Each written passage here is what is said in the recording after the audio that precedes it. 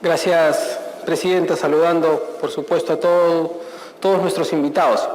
Presidenta, yo voy a exponer una relación de puntos que ha sido materia de un pronunciamiento que acaba de publicar mi partido político, haciendo antes un muy breve comentario. Mire, Presidenta, desde el partido político Contigo lo que consideramos es que probablemente nuestro primer escollo en este debate es una mirada distinta que está ocurriendo sobre qué cosa es lo que consideramos o qué es lo que vemos como partido político.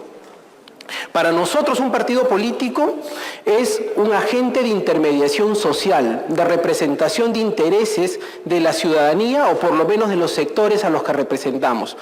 Y esta representación de intereses no se circunscribe única y exclusivamente a los tiempos electorales, sino se circunscriben a la vida del ejercicio ciudadano, a la permanente actividad política y social a la que estamos llamados.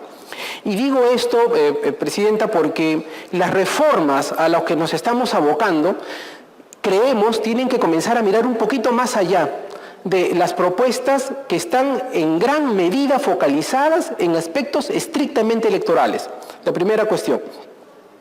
Saludamos, sin embargo, hemos escuchado a los representantes del Jurado Nacional de Elecciones y de la OMPE y vemos en varias de estas propuestas posiciones próximas que pueden perfectamente amalgamarse, analizarse, incluirse en la propuesta que de alguna manera ha hecho también el Ejecutivo. Y vamos por temas. Nosotros consideramos, por ejemplo, que un aspecto fundamental que tiene que salir de esta reforma política es la reivindicación del voto voluntario. Y reivindicamos el voto voluntario porque la diferencia entre el súbdito sujeto a un rey, a un monarca o a un señor feudal y el ciudadano es que el ciudadano no le debe la obligación de cumplimiento, sino estrictamente a la Constitución y a las leyes. Y el primer ejercicio de derecho ciudadano, señora Presidenta, no es la obligación de hacer, sino el derecho a no hacer. Y ese derecho de no hacer o el derecho de no cumplir determinados tipos de obligaciones es lo que en el ejercicio de la ciudadanía, por ejemplo, supone el derecho fundamental e inalienable de no votar cuando la decisión del ciudadano es no ejercer tal derecho.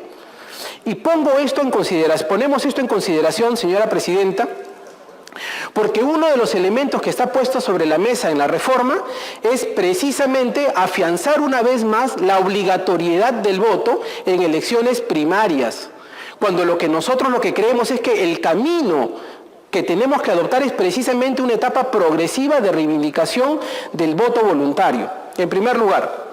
En segundo lugar, sí creemos que es necesario reivindicar la participación obligatoria de la OMPE como organizador de los procesos de democracia interna en la selección de candidatos. Asimismo, la participación del Jurado Nacional de Elecciones como ente resolutor de las controversias de los procesos de democracia interna y de fiscalización de dichos procesos. En tercer lugar, la participación de la RENIEC como ente responsable de la administración y actualización permanente del padrón electoral de las organizaciones políticas.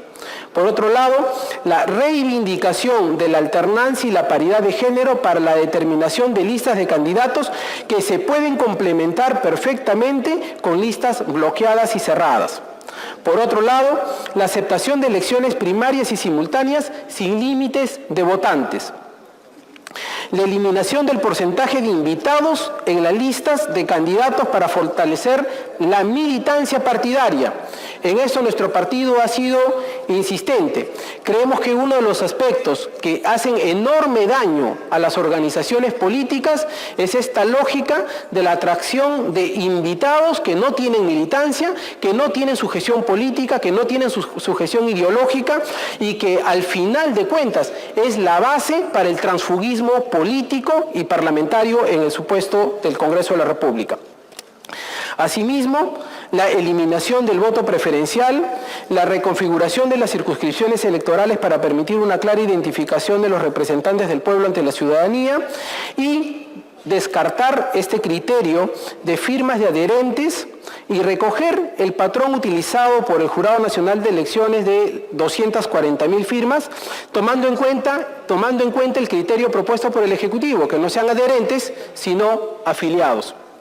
De tal suerte que se puede bajar la valla, pero estableciendo un criterio de calidad adicional, que no sean simples adherentes que lleven a las famosas fábricas de firmas, sino que quien suscribe, quien se adhiere y quien pone su fe para la formación de un partido político, asuma a su vez el compromiso de respaldo y de participación sobre dicha organización política.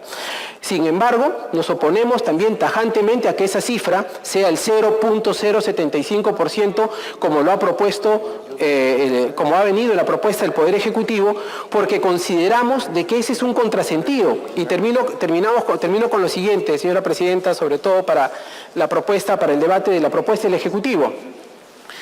La propuesta del Poder Ejecutivo se sustenta en que se busca la institucionalización del sistema de partidos políticos y evitar la enorme fragmentación del sistema de partidos políticos, es decir, que existe una cantidad grande de partidos políticos.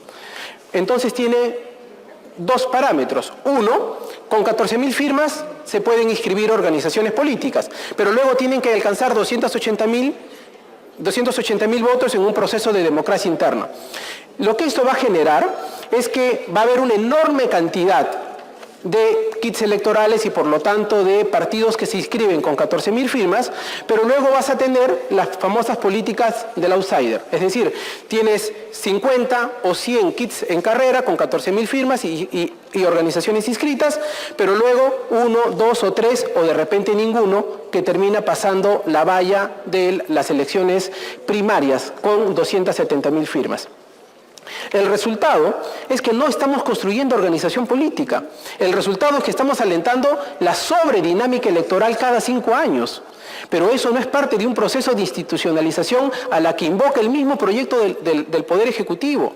Es decir, hay un contrasentido, estimamos, entre lo que dice el Ejecutivo en su justificación, en su exposición de motivos, y lo que regula en la letra chica a nivel normativo. Porque por un lado dice que no quiere que exista proliferación de organizaciones políticas, pero por otro lado, al bajar la valla, precisamente promueve una proliferación de organizaciones políticas. Pero además, incluso desde otro ángulo, el derecho de las minorías, ¿dónde queda? Es decir, las minorías no tienen por qué ser identificadas con 280.000 personas, o con 270.000 personas, o con 240.000 personas. El derecho a las minorías finalmente es la identificación de un grupo basado en identidades ideológicas, políticas, sociales, culturales o económicas. Y eso sería otro de los aspectos que se estaría vulnerando en este proceso de reforma. Presidenta, nosotros estamos alcanzando este pronunciamiento con las posiciones adoptadas por nuestra organización política. Creemos que este proceso de reforma tiene que prosperar. Sí creemos que es posible encontrar puntos de entendimiento. Creo que es posible llegar a un acercamiento, pero también creemos que hay aspectos que el Ejecutivo tiene que entender que no pueden prosperar. Y que, por ejemplo, recogiendo el criterio de afiliados y no de simples adherentes, se puede hacer la reforma. Pero cuando se establece que tienen que ser 280.000 votantes como mínimo y que por otro lado utilice solamente 14.000 firmas para poder inscribir una organización política, creemos que ese es probablemente el aspecto más débil de esta propuesta. Gracias, Presidenta.